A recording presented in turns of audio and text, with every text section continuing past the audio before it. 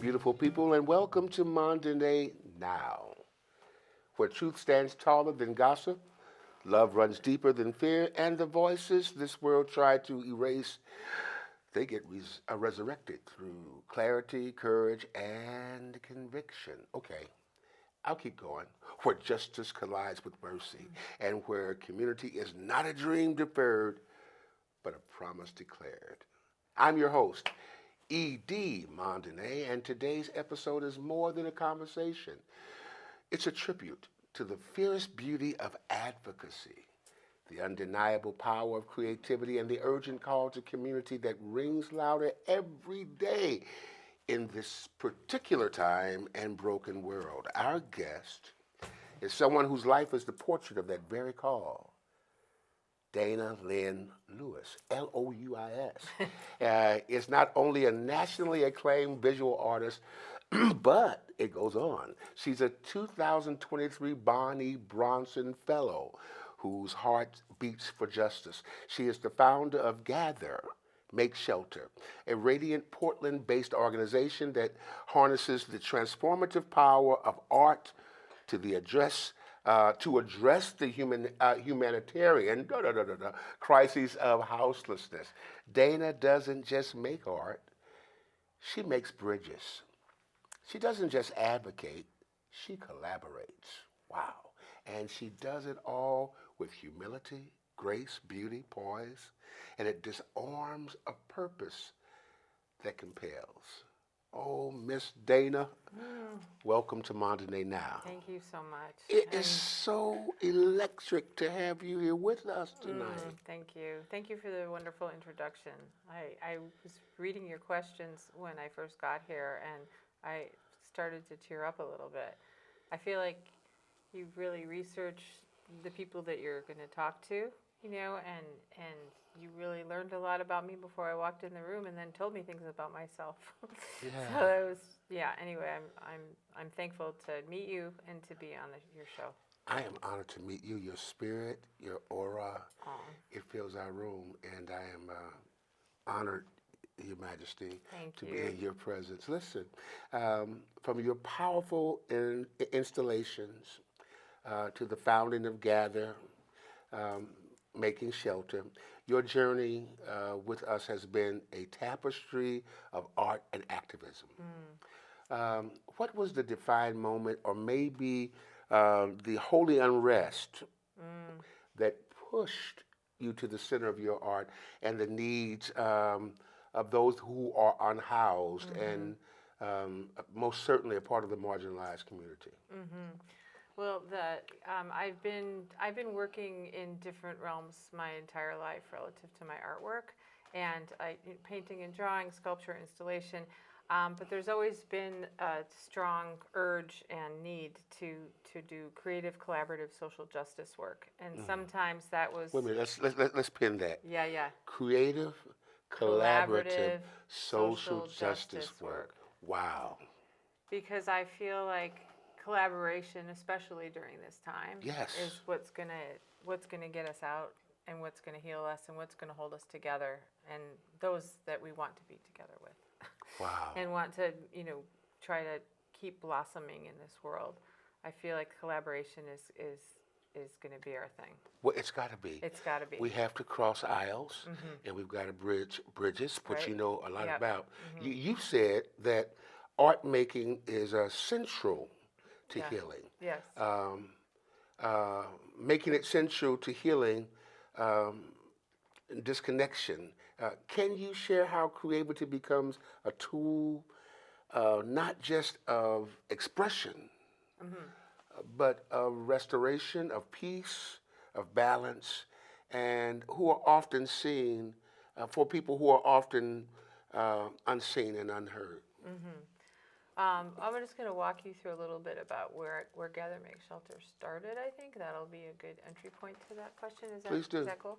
I was working in Senegal when Trump got elected. Excuse me for saying that word in this Holy place. She said a dirty word. It bleeped on its own. Okay, No. cool. Okay, cool. I'll try not to repeat myself with that. When he who shall not be mentioned again was elected the first time, I was working in Senegal with these very beautiful people and a wonderful project Yes. in the Tambacounda region in the bush at the Joseph and Annie Albers Foundation. Wow. And I was working on my own work. I was invited to stay there for 7 weeks and work deeply with the community if I wanted to. And so I just kind of quietly like hung out, held babies, pulled water, and started to form relationships with people that turned into me thinking, I think I want to do something with the women here because they're like the powerful, amazing people that hold the world together, and it's exemplified in this village in a really big way. So I was teaching painting and drawing and entrepreneurial skill building relative. They make beautiful ceramics and have been for centuries. They didn't have a lot of surface design, and I thought maybe they'd be interested in learning about drawing, and if they were, maybe I could give them some tools and maybe it would turn into something. So it turned into a really beautiful thing, which was a new income stream for them. And I have ongoing relationships with these people. So wait a minute. You went and shook up the atmosphere with your contributions of where you came from, not to change the atmosphere. No, not to change. But to augment the Yes, atmosphere yes. and to help them make something wonderful. If they wanted to. Girl. Thanks. Well, it was so interesting because, we could do a whole podcast on this. Yeah. They were, and I'm very cognizant when I go into communities that I'm not from, and that I don't look like, and I'm not necessarily, of that culture directly, at least in this lifetime. Yeah. And so I get you. I like to, I like to hang out and listen. I think listening is the most important thing that I do. It's the greatest channeling for healing that we can do. In Portland and cities across the nation, we're watching DEI initiatives Yes. dismantled, Yeah. federal protections threatened, and the houseless are becoming more and more criminalized. Yep. In this dangerous political climate, how does your work continue to protect dignity and hold space for justice for those of us who are thrown away? Well, I wake up every day and I think about how can I put more love into the world? Like, what can I have a walking practice in the morning, and I think, what can I do to put more love into the world? How can I bring more people together to see each other in ways that they maybe haven't been seen before, and listen and help people come together to figure out how Gather Make Shelter is a creative, collaborative social justice project that brings housed and unhoused folks together. There you go, just flinging that word around. In extraordinary ways. Yes. And so why I came to this, or how I came to this, was coming back from Senegal, needing to come home, thinking, how am I going to survive the next 4, which has turned into longer years? I'm going to put a project together, and I don't know what it is. So I'm riding my bike down the Esplanade, and I blew a tire under a steel bridge. And I observed this houseless camp of people who are experiencing houselessness under there for a long time. And I observed this guy fixing bikes, and I'm like, hey, I'm going to go over there and see if that guy has a tube, and I could buy a tube from him, or he could fix my bike. So I pull into the camp, and they don't have doors, but I am cognizant of how to say hello, and I just said, knock, knock, and somebody came to greet me, and they went, what do you want? And my whole soul just like crushed. I just thought, ooh, all the air drained out of my body. I said, I don't want anything. I just blew a tire, and I just need to get my tire fixed. I've been observing this bike mechanic when I drive by here every day, and they're like, who's a bike mechanic? I'm like, tall black guy with dreadlocks. I don't know who his name is. They're like, oh, John. Oh, he's not here right now. Hey, it's starting to rain. Do you want some tea? And so they welcomed me in. We exchanged names. I had a little tea. I had money in my pocket. My studio wasn't very far away, and all the blood was drained out of my body when I was greeted like this, and all the love came back into me sitting having tea with these people I didn't know. Wow. And then I go out of the place. I've got my bike. I've got money in my pocket. I'm going to find a tire somewhere, and I go to my studio, and I'm walking down the Esplanade, and it's raining, and I'm just thinking, more people need to have these experiences, and what can I do to help people find each other in these ways? And I'm an artist. So I'm like, I'm going to create an art project for 1 year, only 1 year.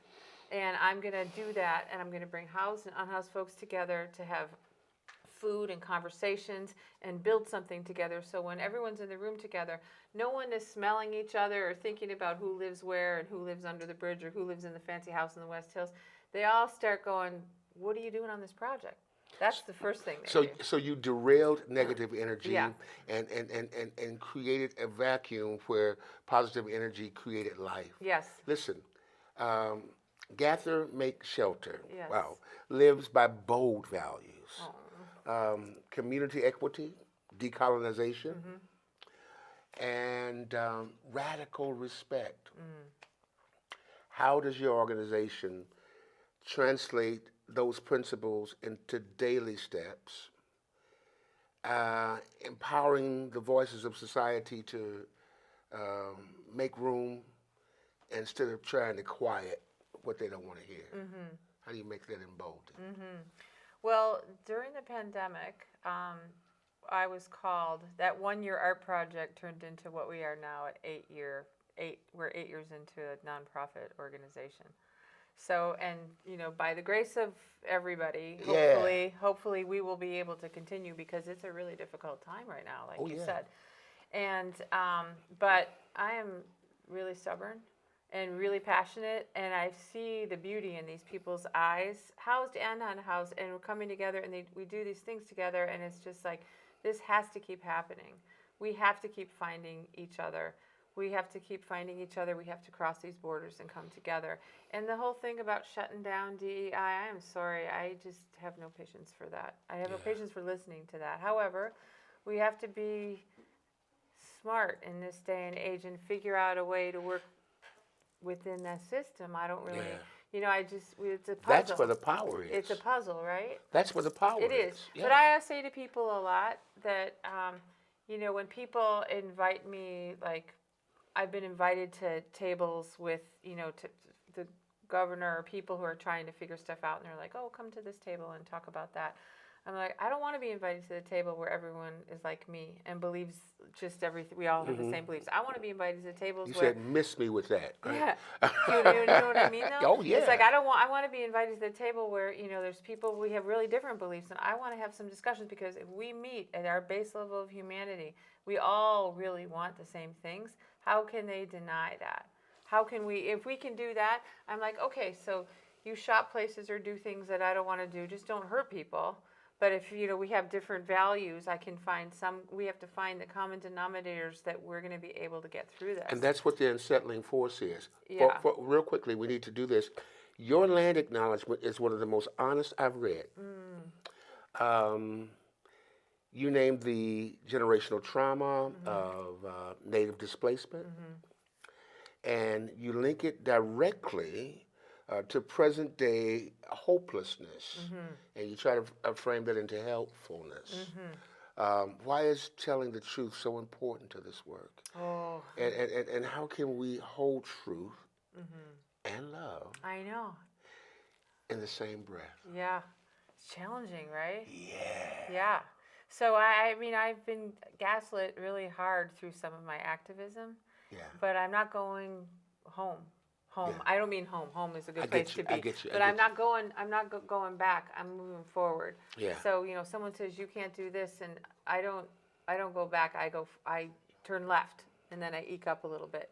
It's really important for us to be able to maintain a sense of hope, and also a big part of the work that we do is to, there's a lot of hopelessness in the humanity that's on the street, and there are doctors and lawyers and reverends and all kinds of people that are on the street. Yeah. And what I really is hard for me is when the New York Times and the lots of powers that be around the city like to say, that we're dealing with, everybody's like mentally ill and on fentanyl, and that's not the case. See, your advocacy breathes life into the most fragile corners, and those are really fragile places. For our listeners and our activists and our church leaders and our neighbors, she just talked about them, they're out there in the streets, and citizens, we need to hear 3 critical ways that we can show up for the unhoused in this moment right now. Yep. I think listening, Listening. right? Listening, being acknowledging our shared humanity, and trying not to be afraid of each other. I think so much of this is fear-based. Oh, yeah. And I think it goes back to, sometimes people get together and like there's a whole group of families that are all cool together and somebody gets divorced and everyone goes, ooh. Yeah. Right? Like Yeah, that? yeah. And so I feel Yeah. I feel like a lot of this is people Yeah. are afraid of like what would I would do if I was houseless? Yeah, yeah. And I think it touches people's fear buttons. Yeah. And then Love. also, yeah. Love, it covers a multitude. Yeah. It conquers a multitude Yeah. of fear. Yep. And that's what I just feel like. Let's just squirt a whole bunch of love salve on people. let them just feel the joy in that. And I'm saying that I don't mean that in a flippant way. We know that, but we want to get to number 2 real Yeah, the quickly. the 3 things. Yeah. So what can people do Yeah. in Portland right now is I think that listen to each other, and I think also like here's something going on. There are some shelters. So Gather Make Shelters in Northwest Portland. Because we have a developer that gave us these 2 free, beautiful spaces. You have to come visit. Okay. Okay. I will come visit. We have I a promise. gallery and a workshop space, and they're totally amazing. And this developer gave them to me in the beginning of the pandemic and said, you can have them between 2 months and 2 years. We just don't know how long the pandemic's going to last. And it's 5.5 years later, and they gave us another one, and they also give us support financially. Their name's Killian Pacific. It's been amazing. Tell us right? again who they are. Killian Pacific. Killian Pacific. Thank Right. you. Thank you, Killian Yeah, right? Pacific. Really awesome. So having, I just got off. I went off, and then I got. That's okay. We got to go to the 3rd one Yeah, the because third. you're going to get me kicked off the air. I'm so sorry. I'm so sorry. That's okay. Yeah, but I just, oh, here it is. Yes, ma'am. Okay, so in our neighborhood right now, Yes. there's some shelters being built that the neighborhood is trying really hard, or not being populated. Some people are putting shelters together, and there's one by the Blanchet House, which is a really awesome organization. And people in the neighborhood don't want that, right? Yeah. And they don't want them there. And Blanchet House bought the building. Yeah. And they're doing it, and they're putting it together. And there's all kinds of other people in the neighborhood, like our group and Rosehaven and other places where these people are going to have other resources during the day. That's But right. there's people who are just like, I don't want that in my yard. I don't want that in my yard. And they keep saying, I don't want that in my yard. Well, the thing is that we wouldn't have to have these things if we didn't have this extreme poverty. And So we're gonna, let's focus on getting rid of poverty, and not getting rid of homeless people. you know what? Because where are those people going to go? Sorry. You're talking the talk and you're walking the walk. I am so glad to have been able to spend this time with Dana Lynn Lewis, Louis, and she's bringing change. We're living in urgent times, and yet in the midst of chaos, it's people like she that brings us light and breaks through that still silence that survives us all. That clay, charcoal, paper, and purpose can become instruments of healing, deliverance, and freedom. If we truly building a beloved community, it will not be by pity, but by partnership, not by saviorism, but by solidarity. The unhoused are not a problem to fix. They are our neighbors, our siblings, our mirrors. And what we do for them, with them, and about them is what we're going to do about ourselves. Visit gathermakershelter.org to learn, to donate, to volunteer, and while you're at it, don't just build walls, build bridges. This has been Monday Now, where we don't just talk, we unsettle. Until next time, keep the faith, speak truth to power, walk humbly with your people. Oh, and now there's a special shout out to our sponsors. Post Shines Cafe de la Soul, 8139 North Denver, right there in the Kenton district. And right around the corner, there's Aunties and Tonties Daycare Services, nurturing our babies with excellence. And of course, Adorn Electric, lighting up our way forward. Celebration Tabernacle, we salute you. Come worship with me every Sunday morning. And to the powerhouse team that we've got here, Dion, Robin, Andy, and Paul, and Miss Taviana, thank you. None is greater nor lesser, and they all stand tall. Follow us on Facebook right there. And then look at YouTube right over there and turn on your notifications. And never miss a beat here at Mondays with Monday? No, it's Monday Now. Mm-hmm. Just chase the beat because we make it. Bye-bye. You know, I talk about a lot about knowing where you came from to know where you're going. Well, I came from the projects of St. Louis, Missouri, and I ended up into the majestic mountaintops of Portland, Oregon. It's been a wonderful journey, and Lewis and Clark took that journey from St. Louis to Portland, and I took it too. It talks about who I am, and as I'm with you often in the in cyberspace or on websites or on the, what do you call it, social media, I want you to know a little bit about me and who I am. This book talks about my fantasies, my failures, my triumphs, and more than that, it talks about the resiliency of being able to continue to go forward regardless of the odds. I'd get a copy. It's called From Maladies to Melodies. And I hope that you enjoy it and give me some feedback. God bless. Hey, it's time for you to come to Post Shine. Check out that catfish sandwich. Oh my goodness, is that the shrimp po' boy? Man, look at that chocolate chip cake. Man, I need to get over to Post Shines at 8139 North Denver right now because this food looks delicious. Or call if you'd like, 503-978-9000. And don't miss it, you'll be sorry. In times gone past,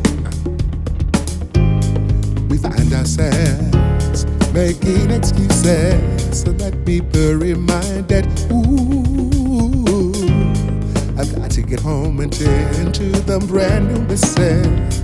I need some time alone. Can't just wait until I'm finished texting on my phone.